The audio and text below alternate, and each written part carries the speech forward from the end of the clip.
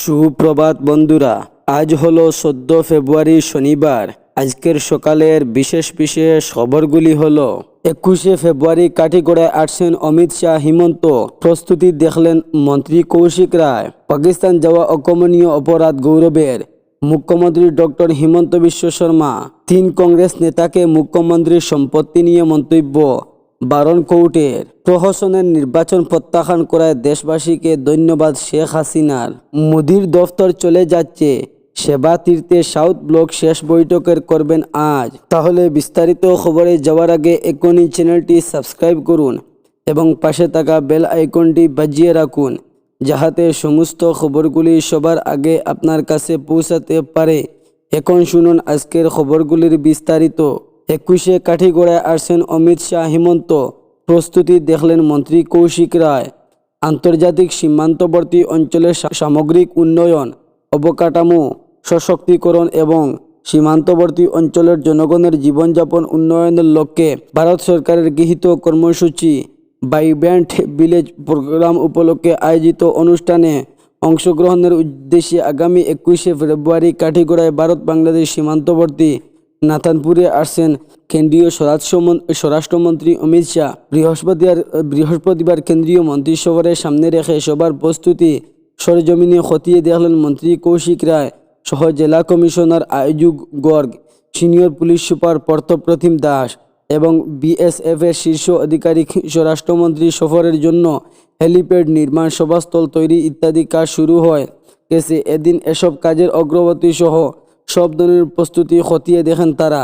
ছিলেন অতিরিক্ত জেলা কমিশনার ডেভিড কুমার বরা, কাঠিগড়ার সার্কেল অফিসার যাত্রাকান্ত কর্মগ্রহ। জানা গেছে, স্বরাষ্ট্রমন্ত্রী অমিত শাহ ওই দিন নাথানপুরে ভাইব্র্যান্ট ভিলেজ প্রোগ্রামে 2 উদ্বোধন করবে।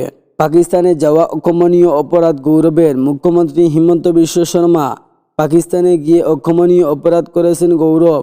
সাংবাদিকদের মুখ্যমন্ত্রী বলেন, গৌরবের সঙ্গে পাকিস্তানের সম্পর্ক নিয়ে গত কয়েক মাস ধরে টানা অভিযোগ করে আসছি, কিন্তু এখনো পর্যন্ত আমাকে আদালত টেনে নিয়ে যাওয়ার সাহস দেখাতে পারেননি গৌরব। কারণ আদালত গেলে নিজেই যে ফেঁসে যাবেন সেটা গৌরবের ভালো মতোই জানেন। পাকিস্তান গিয়ে অকমনীয় অপরাধ করেছেন তিনি। বিভিন্ন তথ্য দলীয় সমর্থকদের বুঝাতে পারবেন গৌরব। আইনের কাছে কার কথা টিকবে না, আদালত গেলে ফেঁসে যাবেন তিনি। বাংলাদেশে বুট বিক্ষিপ্ত হিংসার মাধ্যমে অপেক্ষাকৃত নিরাপদ ভোট গ্রহণ অনুষ্ঠিত হয়েছে। বাংলাদেশ ভোটদানের হারও ছিল কম।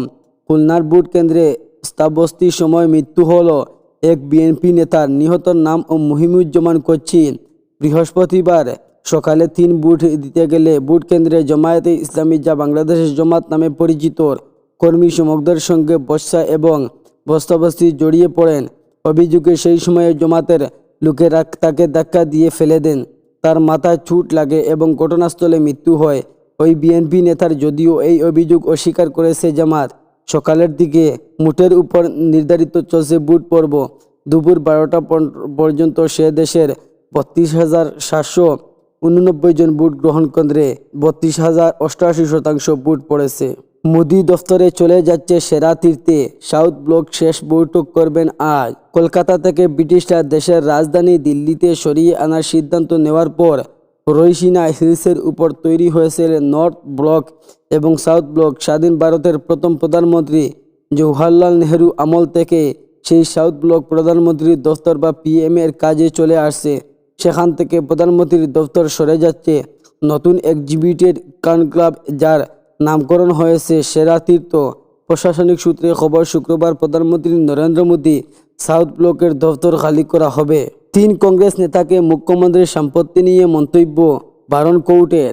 মুখ্যমন্ত্রী হিমন্ত বিশ্ব শর্মার দায়ের করা মানহানির মামলায় আদালত কংগ্রেস নেতা গৌরব গগৈ, জিতেন্দ্র সিং এবং ভূপেশ বাঘেলকে 9 মার্চ পর্যন্ত মুখ্যমন্ত্রী ও তার পরিবারের সম্পত্তি নিয়ে কোনো মন্তব্য করা থেকে বিরত থাকার নির্দেশ দিয়েছে।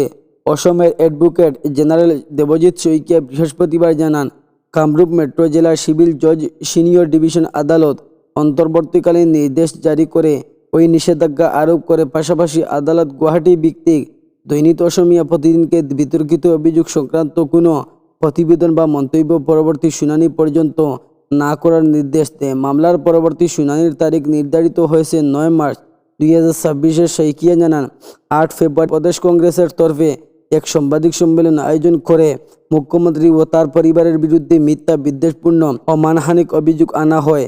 সেই অভিযোগের প্রেক্ষিতে মুখ্যমন্ত্রী 500 কোটি টাকার ক্ষতিপূরণ চেয়ে দেওয়ানি মানহানি মামলার দায়ের করেন। মামলাটি টাইটেল শুট নং 2026 হিসাবে নথিভুক্ত হয়েছে। দেবজিৎ বলেন, ওই সাংবাদিক বৈঠকে কংগ্রেস নেতারা অভিযোগ করেন যে মুখ্যমন্ত্রী ও তার পরিবার অসমে জুড়ে প্রায় 1200 বিঘা জমির মালিক। ভূমি দখলের সঙ্গে যুক্ত তথাকথিত HSBS ট্যাক্স আরোপ করেছেন এবং বিভিন্ন কেলেঙ্কারির সঙ্গে জড়িত। প্রহসনের নির্বাচন প্রত্যাখ্যান করায় দেশবাসীকে ধন্যবাদ শেখ হাসিনার। বাংলাদেশের জাতীয় সংসদ নির্বাচনকে প্রহসনের ভোট বললেন প্রাক্তন প্রধানমন্ত্রী শেখ হাসিনা। বৃহস্পতিবার ভোটে ভোটারদের উপস্থিতি ছিল কম। সমাজ মাধ্যমে হাসিনার দাবি দেশবাসী এই প্রহসনের ভোট প্রত্যাখ্যান করেছেন, সেই জন্য তাদের ধন্যবাদও জানিয়েছেন আওয়ামী লীগের নেতা। বন্দে মাতরম কেন্দ্রে নির্দেশিকার বিরোধিতায় মুসলিম ল বোর্ড। বন্দে মাতরম বাজলেও এবার উঠে দাঁড়িয়ে গানের প্রতি সম্মান জানাতে হবে। বুধবার এই মর্মে একটি নয়া নির্দেশিকা জারি করেছে অমিত শাহের নেতৃত্বাধীন স্বরাষ্ট্র মন্ত্রক। কিন্তু কেন্দ্রের এই নির্দেশিকার বিরোধিতা করল অল ইন্ডিয়া মুসলিম পার্সোনাল ল বোর্ড। তারা সাফ জানিয়েছে, এ ধরনের নির্দেশ অসাংবিধানিক এবং ধর্মীয় স্বাধীনতা ও ধর্মনিরপেক্ষ মূল্যবোধের পরিপন্থী।